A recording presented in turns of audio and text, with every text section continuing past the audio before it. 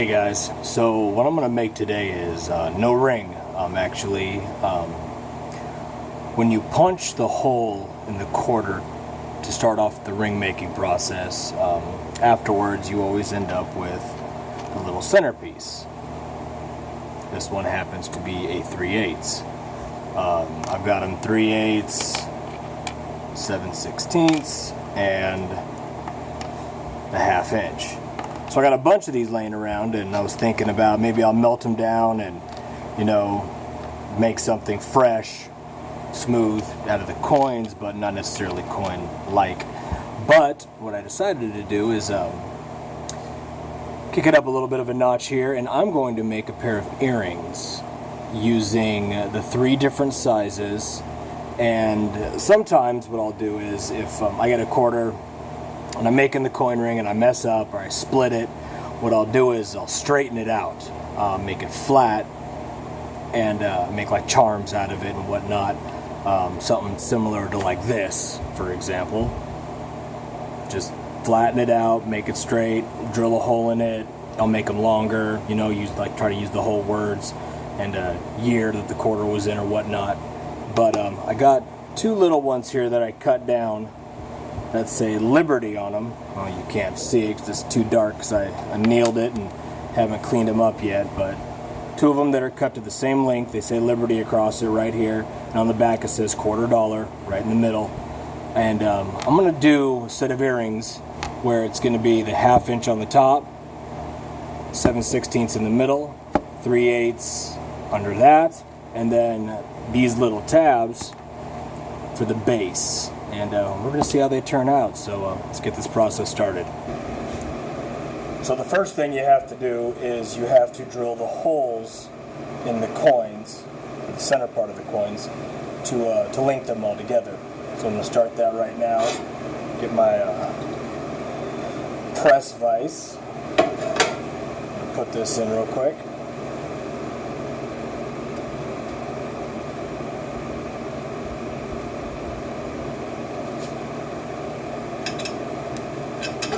You want to even it up.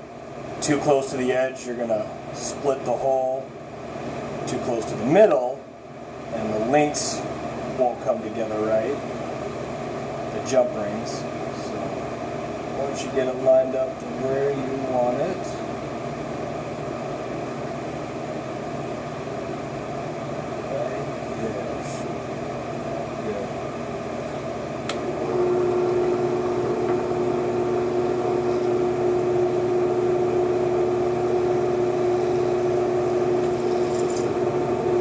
that's one.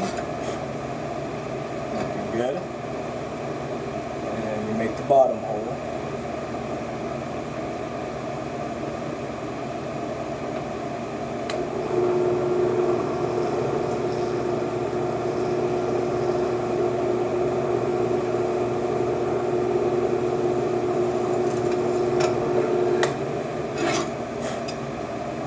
You got 2 holes.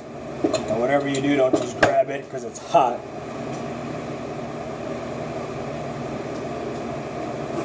Use a pair of pliers.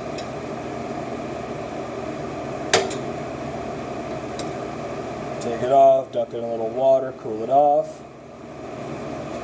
And there you go, if you can see it. You got your 2 holes. Let's see if I can get out of the way. It's a little bit. You got your 2 holes in there. I'm going to continue the process and do that to all of them, and I'll get back to you in a second. Alright, so now that we've got all the holes drilled, I'm going to break out the sandpaper here. It's 320 extra fine small sheets. We're going to sand everything down, all the edges, and just to make sure they don't scratch anybody's ears up. What I might do is I actually might just sand a little bit of the surface too to kind of give it kind of an antique feel. Maybe. But nonetheless, we're going to get started on the edges.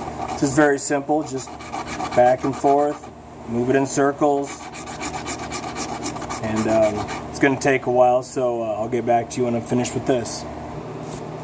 Alright, now that I got all my pieces nicely sanded and smooth. Time to start cleaning these up. So I'm going to break out the trusty Dremel, the dome wire brush, take it on.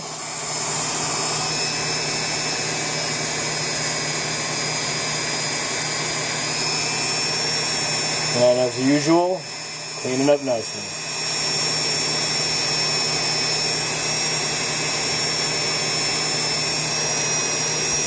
You don't want to apply too much pressure, but a little bit. Too much can ruin the coin.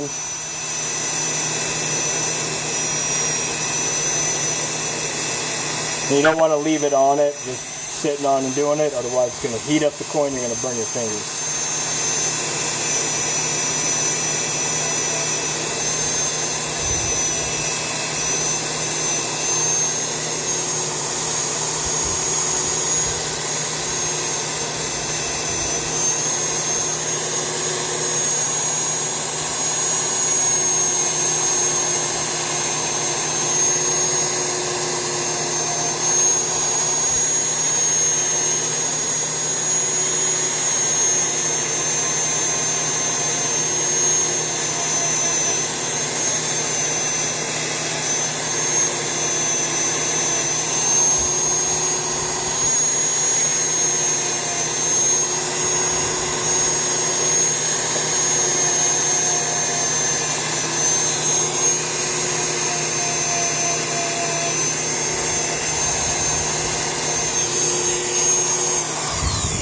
I don't know if my camera will let you see the difference, but it's definitely shinier.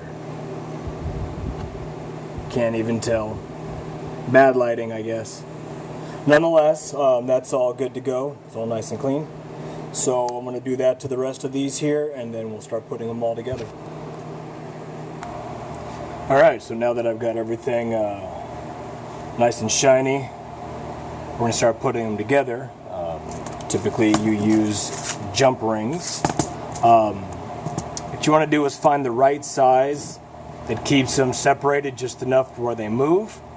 If they're too big, it takes away from the actual earring, and people look at the jump rings and they're all ugly. If it's too small, obviously it won't fit properly. So thus you got to find the right size. Do that, I'm going to try to eyeball it. I'm personally thinking this size will fit. You can see that little tiny guy. I'm thinking that'll fit just about right. So, we're going to start putting these together. So in order for me to put these together, I tend to get a little blind when things get too close. So I got these little trusty guys. Turn on my little light. Grab my little bottom piece here. Two pieces I'm going to put together first. Grab your jump ring with your needle pliers. You need to separate it. You don't pull them apart, you twist it gently to the side. Just remember that. I don't know why people try to pull them apart and push them back together. They never go back together right. You pull them to the side, you can just come back together nice.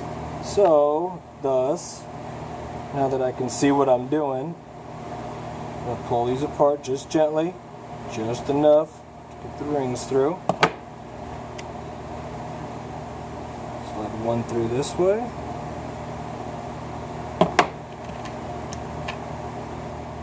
One through this way.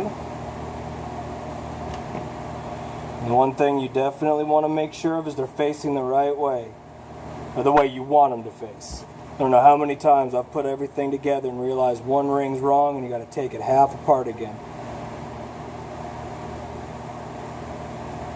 Put that back together.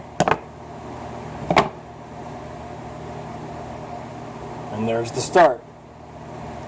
I've got 1, 2, 3, 4, 5, 6. I basically got 7 more of these to go, so we'll be back as soon as I'm finished.